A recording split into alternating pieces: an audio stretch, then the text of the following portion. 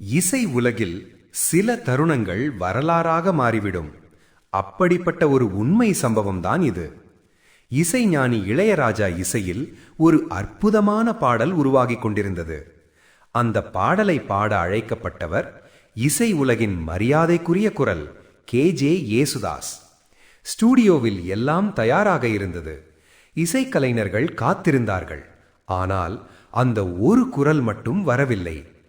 நேரம் ஆகிக்கொண்டே போக, வீணாக நேரம் போகக்கூடாது என்று நினைத்த இளையராஜா தானே அந்த பாடலை ட்ரையலாக பாடி பதிவு செய்தார்.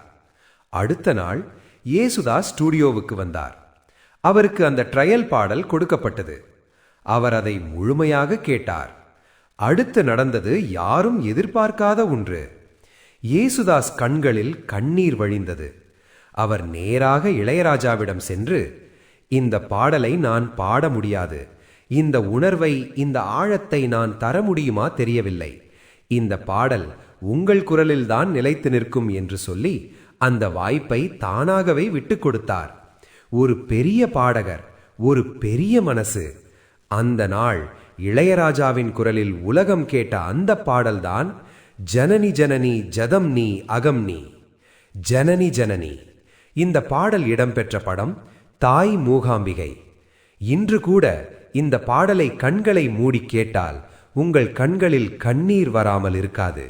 அது ஒரு பாடல் இல்லை, அது ஒரு உணர்வு.